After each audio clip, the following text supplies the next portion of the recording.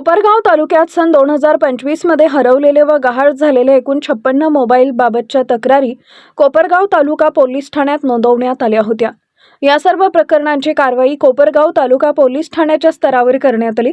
या प्रकरणाचा सखोल पाठपुरावा करत कोपरगाव तालुका पोलीस ठाण्यातील CCTNS ॲडमिन महिला पोलीस शिपाई अंजना बांगरे यांनी अथक परिश्रम घेत CIR ॲपचा अचूक व प्रभावी वापर करत उल्लेखनीय कामगिरी केली। या प्रयत्नांना यश येत आज सोमवार दिनांक 19 जानेवारी 2026 रोजी कोपरगाव तालुका पोलीस ठाण्याच्या आवारात तब्बल 12 हरवलेले मोबाईल संबंधित मोबाईल धारकांच्या ताब्यात औपचारिकरित्या सुपूर्द करण्यात आले। मोबाईल परत मिळाल्याने नागरिकांच्या चेहऱ्यावर समाधान व आनंद दिसून आला। यापूर्वीही या ॲपच्या माध्यमातून अनेक मोबाईल शोधण्यात आले असून आतापर्यंत 56 पैकी 52 मोबाईल शोधण्यात कोपरगाव तालुका पोलिसांना यश आलं आहे। विशेष बाब म्हणजे यामध्ये कोपरगाव तालुका पोलीस ठाण्यात कार्यरत असलेले पोलीस शिपाई रमेश झडे यांचा बाजारात गहाळ झालेला मोबाईलही शोधण्यात आला आहे।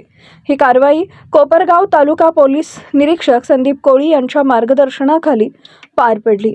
सम्राट न्यूजसाठी संपादक अजय विगे, कोपरगाव। मागील वर्षी शासनाकडून CEIR म्हणजे सेंट्रल इक्विपमेंट आयडेंटिटी रजिस्टर हे एक ज्या नागरिकांचे गहाळ झालेले किंवा हरवलेले मोबाईल शोधण्यासाठीचं एक ॲप सुरू करण्यात आलेलं होतं आणि सदरचं ॲप मान्य पोलीस अधीक्षक अहिल्यानगर यांच्या मार्फतीने प्रत्येक पोलीस स्टेशनला देण्यात आलेलं आहे।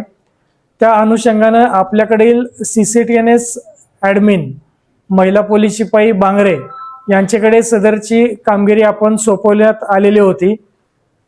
कोपरगाव तालुका पोलीस स्टेशन येथे 2025 या साली एकूण 56 मोबाईल हरवलेले किंवा गहाळ झालेले होते, ज्याची नोंद आपल्या पोलीस स्टेशन येथे घेण्यात आलेली होती।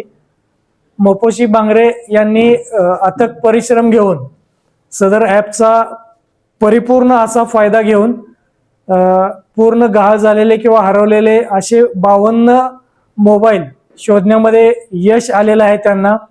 आणि सदरचे मोबाईल आपण मागच्या वर्षी देखील 8 मोबाईल दिलेले होते आणि आज रोजी आपण एकूण 12 मोबाईल ज्यांचे हरवलेले आहेत त्यांच्या ताब्यात दिलेले आहेत।